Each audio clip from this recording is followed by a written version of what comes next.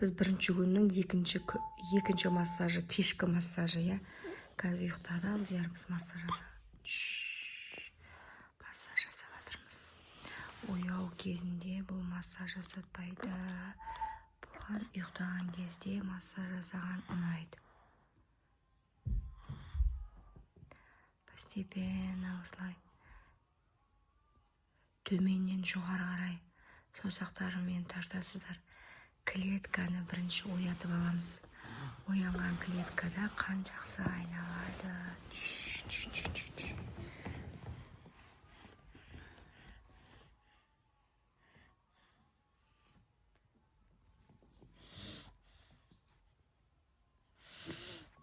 Үстіп тарта отыра жасайсыздар.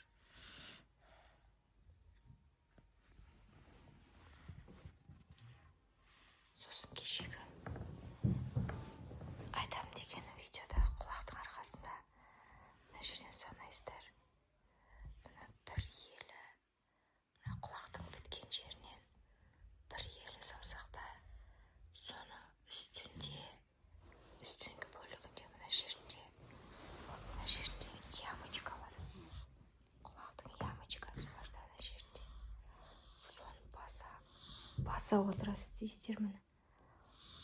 Осылай томалатып істейсіздер. Сол кезде сөйлеу аппаратына өте күшті мықты точка бізде осы жерде орналасқан.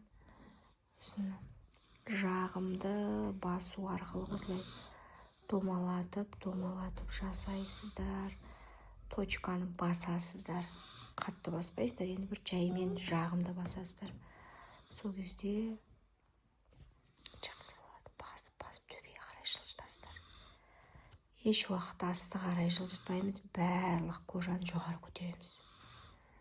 Бүкіл бет бұлшық етінде, құлақ бұлшық етінде бәрін басына қарай көтереміз, жылжытамыз осылай.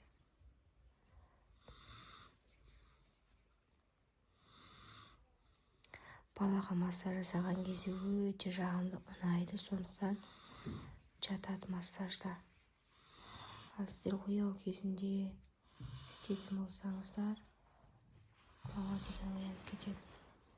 Сосын ол жылайды, жылағаннан кейін стресс қабылдайды. Бөтен адамға барып массаж жасататын болсаңыз, тем более ол кісіге үйренбеген, бірінші рет ол кісіні көріп тұр массажисті, логопедті. Содан кейін ол жылайды. Жылаған оған минус қарай, артқа қарай кетеді. Откат болуы мүмкін, сөйлеп жатқан бала одан бетер сөйлемей қалуы мүмкін. Соның үшін өздеріңізден артық сіздер ішкі массаж жасамайды. Массаж өздеріңіз жасаңыздар. Дәл осылай. Азанда кешке 3 мезгіл жасасаңыздар вообще жақсы массажды. Ал логопедтегі 20 минут, 30 минут, допустим, 40 минут деген ол өте аз. Құры босқа уақытты кетіресіздер. Өйтіп апармай қойыңыздар. Лучше өздеріңіз үйреніп алып, өздеріңіз курс оқып аласыздар ма, массаж, точный массажды үйреніп алып, осылай жасаңыздар. Балдарыңызды өздеріңіз результат сол кезде жақсы көресіздер.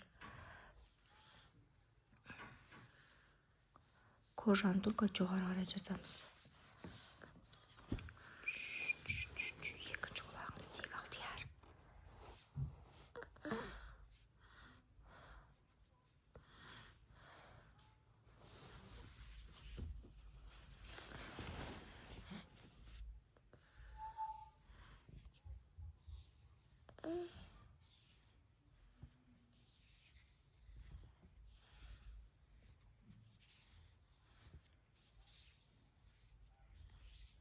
Тағы айтып кетейін, таңертең жаңағы логопедический массажерларменен жасау керек.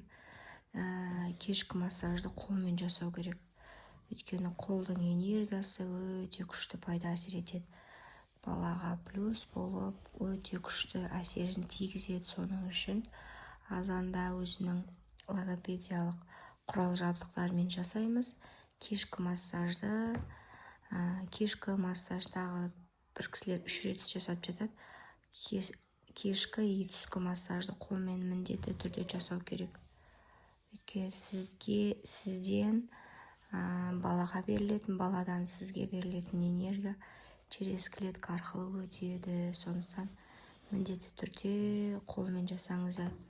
Қолды бір логопед дефектолог енді тазалық бірінші орында, конечно, перчатки киіп жатайды. Перчатки кигізбей, осылай қолды антисептикпен жуып барып, спиртпен обработка жасап барып, антисептикпен жасап барып, обработка қолмен жасаңыз деп попросить етсеңіздер өте жақсы болады. Өйткені қолдан берілетін, қолдың клеткасынан берілетін энергия өте күшті балаға.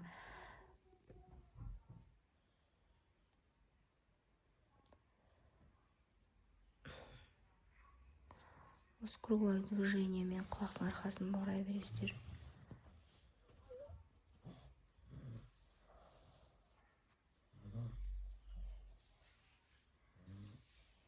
Келесі видеода бүкіл денеге массаж жасағанды салам.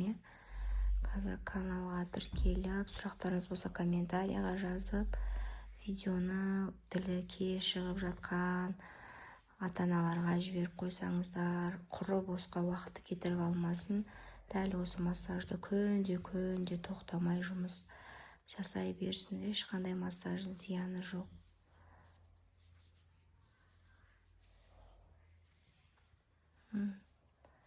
Өстіп басын өстіп осылай саусақтарыңызбен тарайсыздар.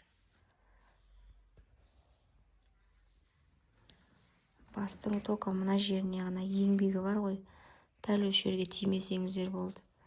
Қалған жерлеріне жәймен деп жағымды, қолдың қатты саусағын ауырлығын тигізбей жағымды жасау керексіздер.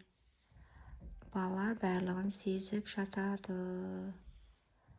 Ұнаған екен осылай тыныш жатады бала.